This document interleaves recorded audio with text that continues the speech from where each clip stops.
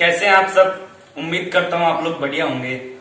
पिछली वीडियो जो थी, हमारा जो पिछला लेक्चर था motion in a straight line, सरल रेखा में गति, वो हमने पूरा कर लिया था और उससे जुड़े हुए कुछ क्वेश्चन करवाने वाला था मैं। 6 क्वेश्चन मैंने करवा दिए। बेसिक क्वेश्चन जो थे, थ्योरेटिकल टाइप जो क्वेश्चन थे ज्यादातर, वो मैंने करवा दिए। आज हम उससे जुड़े हुए कुछ न्यूमेरिकल स्टार्ट करने वाले हैं, उससे आगे कंटिन्यू करने वाले हैं। तो स्टार्ट करते हैं ना। तो मैं अजय मारवाल आपका स्वागत करता हूँ आपके अपने यूट्यूब चैनल पर। तो बने रहिए मेरे साथ। और सबसे पहली बात तो क्लास में ध्यान देना, आपको मन के अंदर जो भी चल रहा है सब कुछ निकाल दीजिए।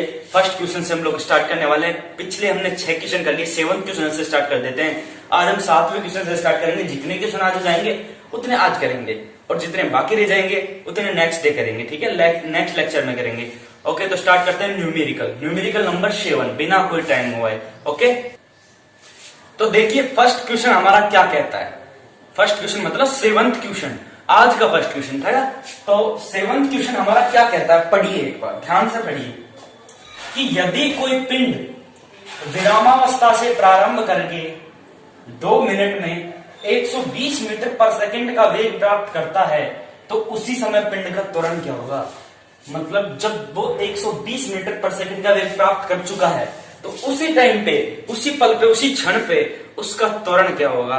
हमें एक्सीलरेशन फाइंड करना है ना, ठीक है। तो करते इसमें ऑप्शन नहीं है, मैंने खुद बनाया क्वेश्चन, बस इसका सॉल्यूशन निकालना आना चाहिए, बस सब कुछ सीख जाओगे, ठीक है। एक एक करके अपन आगे बढ़ेंगे। फर्स्ट क्वेश्चन जो आज 7th क्वेश्चन है वो कैसे करते हैं देखिए।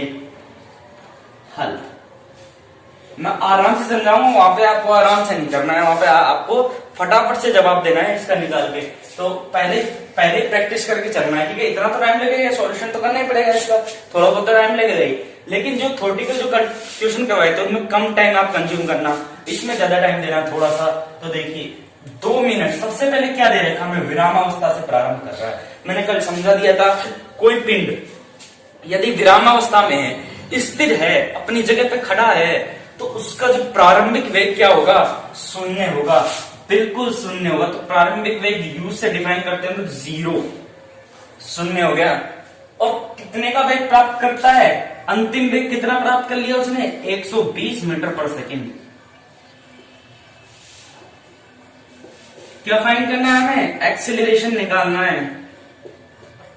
और क्या दे रखा हमें, टाइम दे रखा कितना, 2 मिनट। अब देखिए टाइम क्या दे रखे हैं, 2 मिनट। जबकि टाइम का असली सरनेम क्या होता है, असली मात्रक क्या होता है टाइम का, सेकंड। और वैसे भी अगर यहाँ पर मीटर पर सेकंड दे रखा है वेग के अंदर, तो इसको भी हमको सेकंड में चेंज करना पड़ेगा, मिनट में नहीं कर सकते।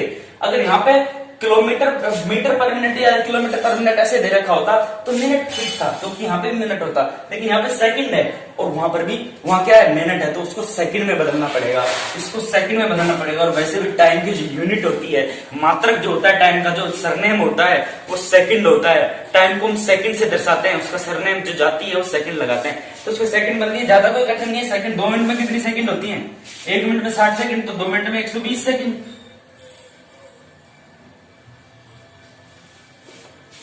ठीक है। चलिए अब त्वरण कैसे निकालेंगे, हमको u पता है, v पता है, t पता है। जो गैलीलियो ने जो फर्स्ट समीकरण दिया था गति का, वो क्या होता है, v बराबर u प्लस at। चारों जो राशियां उसके अंदर आ रही हैं, भौतिक राशियां, एक त्वरण भी आ रहा है। अब हमको 3 पता है, चौथी निकालनी है, समीकरण में पुट कीजिए और आगे बस इतना है तो करना है। तो गैलीलियो के प्रथम समीकरण से तो v is equal to u plus at। v क्या है यहाँ पर, 120 इक्वल टू u क्या है, 0। a हमको ज्ञात करना है और t क्या है यहाँ पर, 120 सेकेंड, ठीक है। तो 120 is equal to a into 120, तो a is equal to 120 upon 120, cut गया। तो एक, अब बताइए एक आ गया अपना आंसर, क्या आ गया, सिर्फ एक। अब इसके आगे क्या लगाऊं, त्वरण है, त्वरण का मात्रक क्या होता है, मात्रक लगाएंगे, उसकी जाति लगेगा, त्वरण की चीज है तो त्वरण की कास्ट का है आदमी, तो इसको क्या लगाएंगे, मीटर पर सेकंड स्क्वायर या फिर मीटर पर second square, metre second minus -2, ठीक है। क्लियर है क्या, समझ में आ गया। एक बार फिर देख लीजिए कितना इजी सा क्वेश्चन, आराम से कर सकते हैं। मैं धीरे धीरे समझा रहा हूँ, वहां पे तो आपको 1 मिनट नहीं लगेगी इसको करने में, क्यों, बहुत इजी से आपको 3-4 चीजें पता है, एक चीज निकालनी है, बस निकाल दीजिए समीकरण में पुट करके, और क्या करना है। तो 8वें क्वेश्चन की तरफ बढ़ते हैं, अगले क्वेश्चन की तरफ। हमें टाइम ज्यादा खींचना नहीं है, बातों से बातें करके कोई मतलब नहीं है, हमें सिर्फ सीखना है। सीखने के इरादे से बैठे तो सीखते चलिए। तो फर्स्ट क्वेश्चन हमारा जो 7th क्वेश्चन है आज का वो हो गया है। 8th क्वेश्चन हम लोग करने वाले हैं, तो आगे बढ़ते हैं। अब देखिए बहुत ही लॉजिक वाला क्वेश्चन है जो 8वां क्वेश्चन है हमारा। तो पढ़िए एक बार क्वेश्चन को, एक बार ध्यान दीजिए क्वेश्चन पर कि यदि कोई पिंड 50 मीटर ऊंचाई से 10 मीटर पर सेकंड के प्रारंभिक वेग से फेंका जाता है तो पिंड द्वारा तय विस्थापन कितना होगा। ए ऑप्शन है अपना 5 मीटर, बी ऑप्शन है 50 मीटर, सी ऑप्शन है 100 मीटर और डी ऑप्शन है 40 मीटर। ये क्वेश्चन मैंने खुद बनाया है, ठीक है, आप भी बना सकते हैं ना। तो दोबारा रिपीट करता हूं क्वेश्चन को। यदि कोई पिंड 50 मीटर ऊंचाई से 10 मीटर पर सेकंड के प्रारंभिक वेग से फेंका जाता है तो पिंड द्वारा तय विस्थापन कितना होगा। ए 5 मीटर, बी 50 मीटर, सी 100 मीटर या डी 40 मीटर। मतलब किसी पिंड को हम छत से फेंक रहे हैं, किसी ऊंचाई से फेंक रहे हैं। ऊंचाई कितनी दे रखी है हमें, 50 मीटर दे रखी है हमें। तो 50 मीटर ऊंची ऊंचाई से हम किसी पिंड को फेंक रहे हैं, किसी वस्तु को फेंक रहे हैं। तो वो प्रारंभिक वेग कितना प्राप्त करती है, 10 मीटर पर सेकंड का प्रारंभिक वेग हम उसे देते हैं। पहले ही शुरुआत में प्रारंभिक वेग उसको 10 मीटर पर सेकंड के वेग देते हैं और वो जमीन पर आकर गिर जाती है, तो उसके द्वारा तय विस्थापन कितना होगा। दिमाग लगाइए, बहुत ही कंफ्यूज करने वाला क्वेश्चन है, लेकिन इसका आंसर इतना सा है, बिल्कुल सॉल्यूशन की जरूरत नहीं है। तो बताइए इसका आंसर क्या होगा। चलिए बताते हैं ना। तो देखिए, जैसे ये मान लीजिए कोई ये ऊंचाई है, ये दे रखी है हमें 50 मीटर। यहां से किसी पिंड को फेंका जाता है और वो यहां आकर गिर जाता है। यहां से किसी पिंड को फेंका और यहां पे आकर गिर गया। दिमाग लगाइए, पहले बता चुका हूं कि विस्थापन क्या होता है। जो गुरुत्व वाली चीजें होती है, गुरुत्व के अधीन गति होती है, उसके अंदर बार बार रिपीट करने से नहीं, लेकिन फिर भी आपको समझा रहा हूं। देखिए यहां पर 10 मीटर पर सेकंड का वेग इसको दिया गया। इससे कंफ्यूज मत होना, इसकी कोई जरूरत ही नहीं है इस क्वेश्चन में करने के लिए, ठीक है। इससे कंफ्यूज नहीं होना कि 10 मीटर पर सेकंड में प्रारंभिक वेग लगा दिया, अंतिम वेग लगा दिया, ये एच दे रखा है वो लगा दिया, इससे कोई मतलब नहीं है। हमें विस्थापन क्या करना है। विस्थापन क्या है इसका है भाई, यहां से यहां तक ए बिंदु, जैसे इसको ए बिंदु मान लिया, इसको बी बिंदु मान लिया। ध्यान दीजिए, इसको ए बिंदु मान लिया, इसको बी बिंदु मान लिया। हमने विस्थापन की परिभाषा पढ़ी थी कि दो बिंदुओं के बीच की दूरी को क्या कहते हैं, विस्थापन कहते हैं। तो यही तो दूरी इसके विस्थापन हो गई। कितनी दूरी है, 50 मीटर ही तो है। तो यही तो इसका एल जी तो होता है विस्थापन। भाई सरल रेखा में जो गति होती है, रेखीय गति जो पढ़ते हैं, उसके अंदर हम एच से डिफाइन करते हैं विस्थापन को। जबकि गुरुत्व के अधीन जो गति होती है, मैंने पढ़ा है, उसके अंदर एच से डिफाइन करते हैं। बता दिया था, ऊंचाई ही विस्थापन होती है। जिस ऊंचाई से गिर रहे हैं उतनी दूरी तो तय करेगी वो, तो वही तो उसका विस्थापन हो गया। तो एच बराबर क्या हो जाएगी इसकी, 50 मीटर है, तो विस्थापन भी एच ही हो गया, वही है 50 मीटर।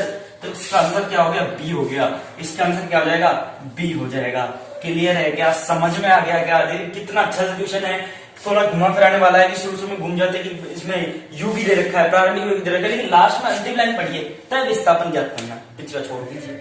तय विस्थापन क्या होगा भाई, फेंक रहा है वही तो विस्थापन है। जहां से फेंक रहा है, जितनी ऊंचाई से फेंक रहा है, कहां पे आके वस्तु गिर रही है, कितनी दूरी तय कर रही है, क्या हाइट है, वही तो उसका विस्थापन है। तो बढ़ते हैं 9वें क्वेश्चन की ओर बिना कोई टाइम गवाए, ठीक है। तो 8th क्वेश्चन आपने कर लिया, 7th क्वेश्चन आपको समझ आ गया। 8th क्वेश्चन जो मैंने बुक से उठाए, लुसेंट की बुक से, है ना, ये 2 क्वेश्चन मैंने खुद ही बनाए थे, इसलिए पहले करवाए हैं। अब मैं क्या करने वाला हूं, जो बुक से क्वेश्चन मैंने उठाए अच्छे क्वेश्चन वो कराने वाला हूं। जो रह जाएंगे वो अगले लेक्चर में करेंगे। तो जोश के साथ आराम से करिए 9वां क्वेश्चन, ठीक है। तो देखिए 9वां क्वेश्चन, ध्यान दीजिए, पढ़ लीजिए, रीड कर लीजिए एक बार। किसी कार की चाल 10 सेकंड में 30 किलोमीटर पर आवर से 60 किलोमीटर पर आवर हो जाती है, इस कार का त्वरण क्या है। ए ऑप्शन है 30 मीटर पर सेकंड स्क्वायर, बी ऑप्शन है 3 मीटर पर सेकंड स्क्वायर, सी ऑप्शन है 18 मीटर पर सेकंड स्क्वायर और डी ऑप्शन है 0.83 मीटर पर सेकंड स्क्वायर। बहुत अच्छा क्वेश्चन है, बहुत ही इजी सा क्वेश्चन है, आप तो आराम से कर सकते हैं इसको, कोशिश करिए। बस मैं करवा देता हूं, उससे पहले आप करना चाहते हो तो वीडियो को पॉज कीजिए, करके बताइए, इस क्वेश्चन का आंसर निकालिए। बहुत ही इजी सा है, आसानी से कर सकते हैं, आसानी से। अभी मैं करूंगा तो पता चल जाएगा आपको। देखिए सबसे पहले तो क्या क्या दे रखा है इसके अंदर, 10 सेकंड में टाइम दे रखा है। टाइम क्या दे रखा है, 10 सेकंड दे रखा है हमको टाइम, ठीक है। 10 सेकंड में प्रारंभिक वेग 30 किलोमीटर पर आवर से 60 किलोमीटर पर आवर हो जाती है, मतलब प्रारंभ में कितना है 30 किलोमीटर पर आवर, और कब कहां हो जाती है 60 किलोमीटर पर आवर वेग पे हो जाती है। तो प्रारंभिक वेग ये u दे रखा है, ये v दे रखा है, तो u इज इक्वल टू क्या है 30 किलोमीटर पर आवर, और v क्या दे रखा है 60 किलोमीटर पर आवर, ठीक है 60 किलोमीटर पर आवर, ठीक है। और क्या क्या चीज दे रखी है, और कुछ नहीं दे रखा, हमें त्वरण याद करना। ऐसे क्वेश्चन हम कर चुके हैं, पहला क्वेश्चन किया है जिसमें v पता है, u पता है, t पता है, a याद करना है। लेकिन यहाँ पे कुछ चीज अलग है, यहाँ पर देखिए सेकंड में दे रखा है, मैंने बताया था टाइम सेकंड में ही होगा, हमें बदलना क्या है, या तो वेग को बदलना है, अगर टाइम मिनट में दे रखा तो सेकंड में करना, मतलब टाइम को हमें सेकंड में करना ही करना है। ये तो क्या है एक तरह की मूल राशि है, इसका मात्रक मूल है सेकंड ही होगा, इसको मिनट में नहीं लेना है, ठीक है। कभी भी न्यूमेरिकल करते टाइम ध्यान रखना, यहाँ पे क्या है हावर दे रखा है, घंटा दे रखा है, तो इसको सेकंड में बदलना है, और किलोमीटर को मीटर में बदलना है। क्यों? क्योंकि वेग की जो मूल मात्रक होता है, वेग का जो मात्रक होता है वो क्या होता है मीटर पर सेकंड, यहाँ पर किलोमीटर पर आवर है, इसको बदल सकते हैं और आपको आता होगा, ये ऐसी बात नहीं है। यहाँ पर छोटी सी एक एरिया में समझा देता हूँ कि किस प्रकार से बदलते हैं। देखिए किलोमीटर पर आवर को बदलना है, हमें किसको बदलना है किलोमीटर पर आवर को बदलना है। देखिए बदलना सीख लीजिए किस प्रकार से, जिसको नहीं आता है कैसे बदलते हैं। तो हमें किस में बदलना है मीटर पर सेकंड में। तो 1 किलोमीटर में कितने मीटर होते हैं 1000 मीटर होते हैं, ठीक है। कितने मीटर होते हैं 1000 मीटर। और ये क्या है हावर, हाइट में समझ लेना हावर घंटा। तो 1 घंटे में कितने सेकंड होती है, 1 मिनट में कितनी होती है 60 सेकंड, और 1 घंटे में कितनी मिनट होती है 60 मिनट। तो 60 मिनट में कितने सेकंड होगी 60 इंटू 60 3600, तो 60 इंटू 60, ठीक है। तो 1000 अपॉन 3600, 2 जीरो से 2 जीरो कट गया, 2 पंज 10 और 18, ठीक है 5/18, मतलब 5/18 से इसको गुना कर दीजिए, मीटर पर सेकंड अपने आप बदल जाएगा। और यदि मीटर पर सेकंड को किलोमीटर पर आवर में बदलना है तो 18/5 से गुना कर दीजिए, ठीक है। कोई कंफ्यूजन है क्या इसमें, क्लियर है क्या सब कुछ? तो ये बहुत लोगों को कंफ्यूज करती है, बहुत लोगों को आती नहीं है, लेकिन बहुत लोगों को आती भी है। क्या है बेसिक सी चीजें टीचर पहले ही सिखा देता है, ठीक है। बहुत सारी चीजें हम सीख के आए हैं। तो 5/18 से गुना कर देते हैं, करें। तो इसको बदलने के लिए क्या करेंगे 30 इंटू 5/18, 6 पंजे 30, 6 3 18, 25/3 मीटर पर सेकंड, ठीक है, सॉरी मीटर पर सेकंड, है ना।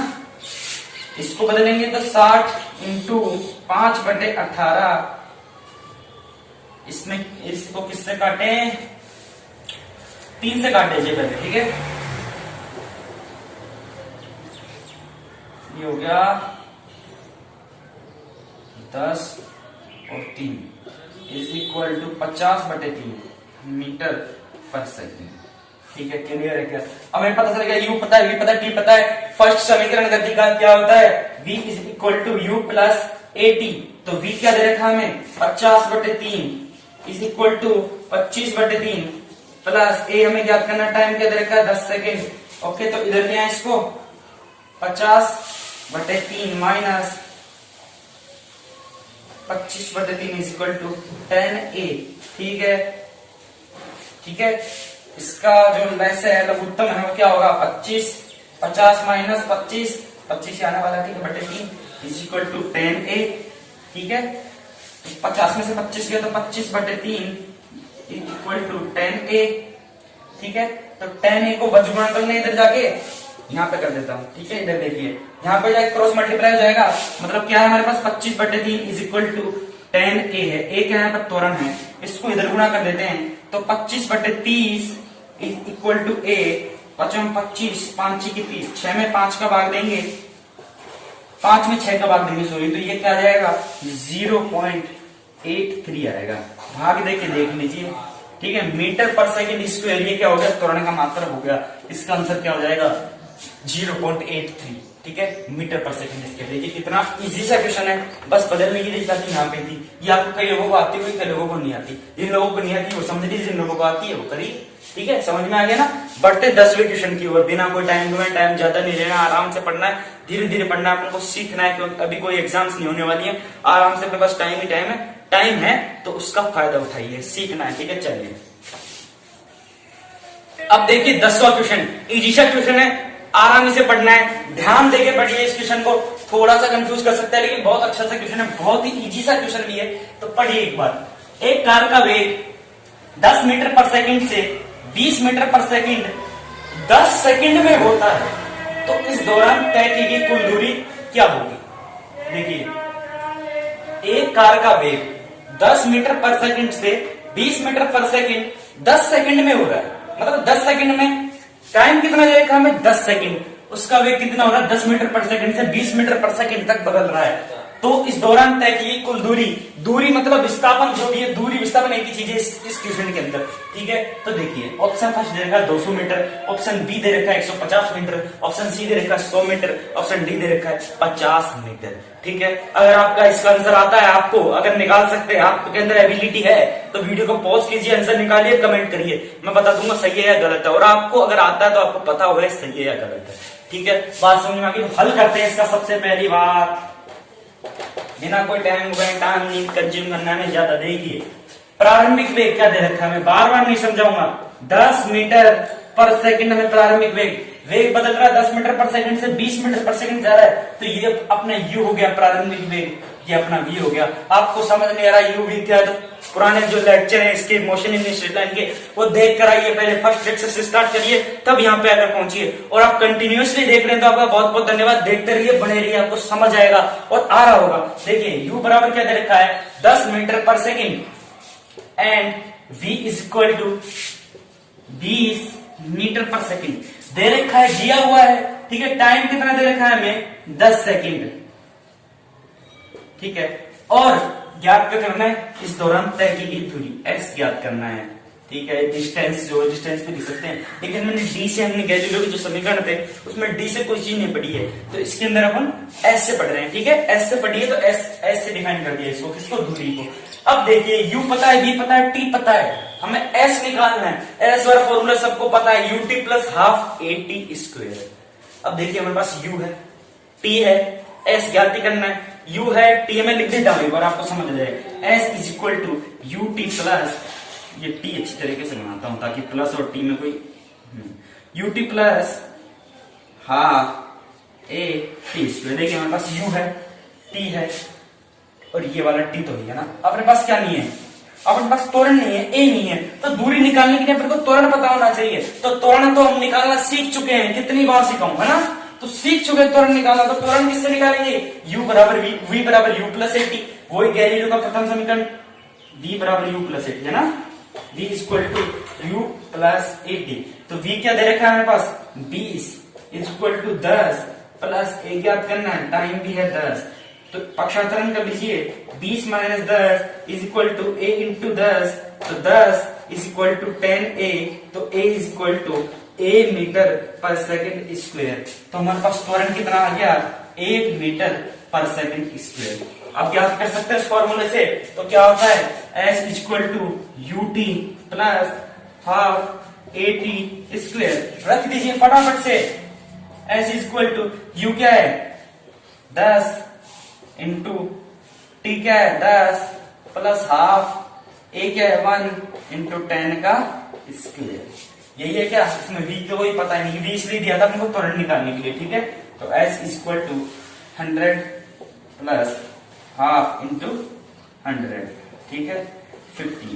ठीक है, तो s is equal to 150 metre आएगा, क्योंकि दूरी का मात्रक क्या होता है मीटर होता है। इसका आंसर क्या हो गया 150 मीटर, 150 मीटर, ये इसका आंसर हो गया। ठीक है, क्लियर है क्या, समझ में आ गया। अच्छा सा क्वेश्चन है, देखिए वापस देख लीजिए, नजर गड़ा लीजिए इसके ऊपर, कितना अच्छा सा क्वेश्चन है। ठीक है, तो बढ़ते हैं 11वें क्वेश्चन की ओर। अभी तक हम पढ़े गैलीलियो के जो समीकरण थे उसके ऊपर क्वेश्चन हमने पढ़ लिए हैं कि इस तरह के क्वेश्चन बन जाते हैं, दूरी निकालना, त्वरण निकालना, टाइम निकालना, प्रारंभिक वेग अंतिम वेग दिया हुआ होगा, तो किस प्रकार से हमको त्वरण निकालना है, किस प्रकार से दूरी तय करनी है, किस प्रकार से विस्थापन निकालना है। ये हो गया हमारे गैलीलियो के जो समीकरण है 3, उनके ऊपर डिपेंडेंट क्वेश्चन, उनके आधार पर जो क्वेश्चन आते हैं, जो आपसे परीक्षा में पूछे जाएंगे, वो क्वेश्चन हो गए।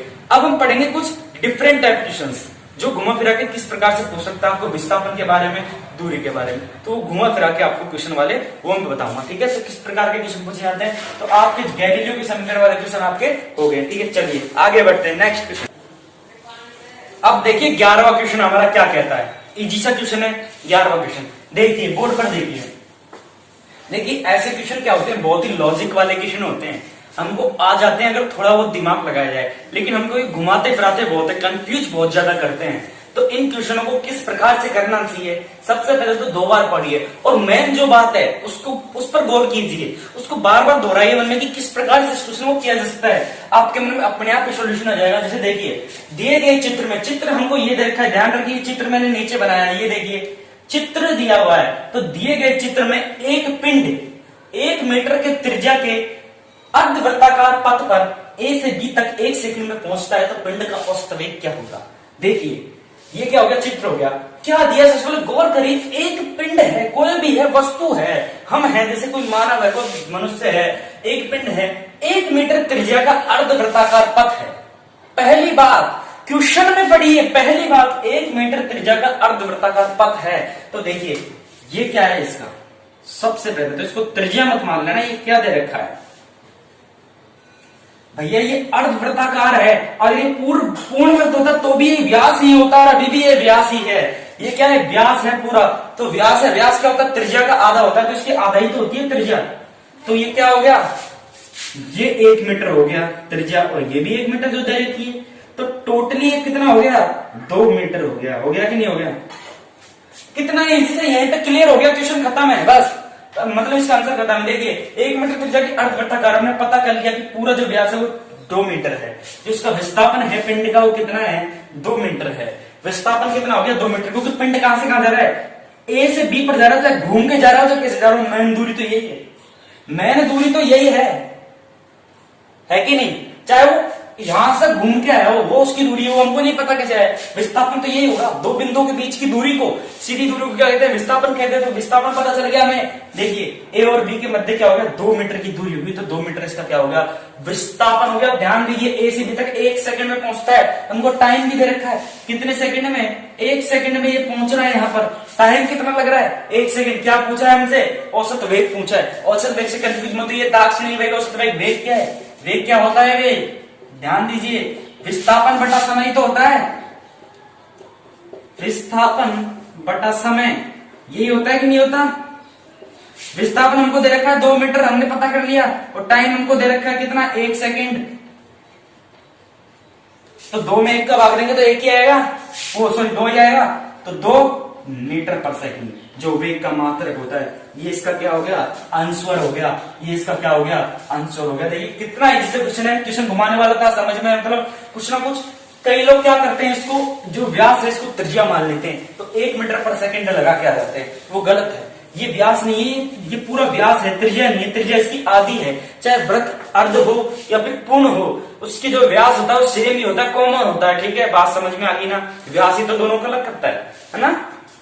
चलिए 12वें क्वेश्चन की तरफ बढ़ते हैं, जो आज का लास्ट क्वेश्चन है, और आगे के क्वेश्चन हम इससे भी शानदार क्वेश्चन, लॉजिक वाले क्वेश्चन, दिमाग घुमाने वाले क्वेश्चन अगले लेक्चर में करने वाले। तो आज का लास्ट क्वेश्चन, क्योंकि टाइम ज्यादा निकल जाएगा फिर, ठीक है, लास्ट क्वेश्चन। अब देखिए लास्ट क्वेश्चन, 12वां क्वेश्चन, ध्यान से पढ़िए, उसको एक बार पढ़ लेते हैं। देखिए एक धावक r त्रिज्या के वृत्तीय पथ पर 1 चक्कर 40 सेकंड में पूरा करता है, मतलब एक धावक r त्रिज्या के वृत्तीय पथ पर 1 चक्कर 40 सेकंड में पूरा करता है, तो 2 मिनट 20 सेकंड के बाद इसका विस्थापन क्या होगा। बहुत ही लॉजिकल वाला क्वेश्चन है, इजी सा है, 2 लाइन का आंसर है इसका, बस 2 लाइन का मतलब आंसर तो एक ही है, ऑप्शन में बता देता हूं। देखिए ऑप्शन ए दे रखा है हमें 2r, ऑप्शन बी दे रखा है हमें 2πr, ऑप्शन सी दे रखा है हमें πr, और ऑप्शन डी दे रखा है हमें 0, ठीक है, विस्थापन 0 भी हो सकता है, ठीक है। अब देखिए सबसे पहले तो हल करते हैं। देखिए मैंने बताया था ऐसे क्वेश्चन को 2-3 बार, जो मेन बातें दे रखी उनको 2-3 बार रिपीट करिए, अपने आप इसका आंसर आता चल जाएगा। एक धावक r त्रिज्या के वृत्तीय पथ पर, सबसे पहले तो वृत्तीय पथ बना लेते हैं। ये देखिए ये हो गया कोई वृत्तीय पथ हो गया, आर त्रिज्या का कोई वृत्तीय पथ हो गया। इसकी त्रिज्या कितनी है, ये आर है, ठीक है। क्या है ये आर है, समझ में आ गया ना। आर त्रिज्या के वृत्तीय पथ पर एक चक्कर हम यहां से लगा लेते हैं। यहां से कोई धावक चला, कोई दौड़ा, जैसे किसी राउंड बॉल में दौड़ रहा है, तो ये एक चक्कर यहाँ पे रुक गया। कितने सेकंड में पूरा करता है, 40 सेकंड में पूरा करता है ये। तो एक चक्कर कितने सेकंड में पूरा किया उसने, 40 सेकंड में उसने एक चक्कर पूरा कर लिया, ठीक है। मतलब यहां से स्टार्ट किया, वापस यहीं पे आके रुक गया, कितने सेकंड में, 40 सेकंड में। तो 2 मिनट 20 सेकंड बाद उसका विस्थापन कितना है, इसी से देखिए। तो 2 मिनट 20 सेकंड में कितने सेकंड होते हैं टोटल, तो 2 मिनट में कितने सेकंड होते हैं, 120 सेकंड, और 20 सेकंड और लगा लीजिए, 140 सेकंड। मतलब 140 सेकंड में 40 सेकंड के कितने चक्कर हो गए, तो 140 में 40 का भाग ले लीजिए, कितना आ जाएगा, 40 3 120, 3 चक्कर तो हो गए, बचे कितने, 20 सेकंड और बच गए एक्स्ट्रा। तो मतलब 3 चक्कर तो पूरा कर लेगा 120 मिनट में। मतलब 3 चक्कर, एक चक्कर लगा दिया, दूसरा चक्कर लगा दिया, तीसरा चक्कर लगा दिया। दिमाग लगाइए, बंदा यहीं से स्टार्ट किया था, उसने अपनी एनर्जी गेन कर दी, पूरी एनर्जी उसकी खत्म हो गई, दौड़ा थक गया, लेकिन कार्य कितना हुआ, शून्य। क्यों, क्योंकि यहीं से स्टार्ट हुआ था, यहीं पे आकर रुक गया। विस्थापन क्या हो गया, 0। विस्थापन 3 चक्कर में, मैं इसका आंसर 0 नहीं बता रहा, इसका जो विस्थापन है वो 0 हो गया 3 चक्कर बाद। क्यों, कोई सा भी चक्कर पूरा कर लीजिए, एक चक्कर बाद भी 0 था, फिर आगे कुछ बढ़ा और पीछे आकर रुक गया, फिर 0 हो गया, फिर कुछ बढ़ा, फिर आगे रुक गया, 0 हो गया। तो 3 चक्कर में 0। अब 20 सेकंड और बचनी है, कितनी, 20 सेकंड। तो 40 सेकंड में एक चक्कर पूरा कर रहा है, तो 20 सेकंड में कितना, आधा ही करेगा, मतलब यहां से लेके यहां तक ही आएगा। तो 3 चक्कर तो उसने पूरा कर दिया, लेकिन चौथा चक्कर जब दौड़ रहा था तो 20 सेकंड बाद वो रुक गया, तो यहां पे आकर रुक गया।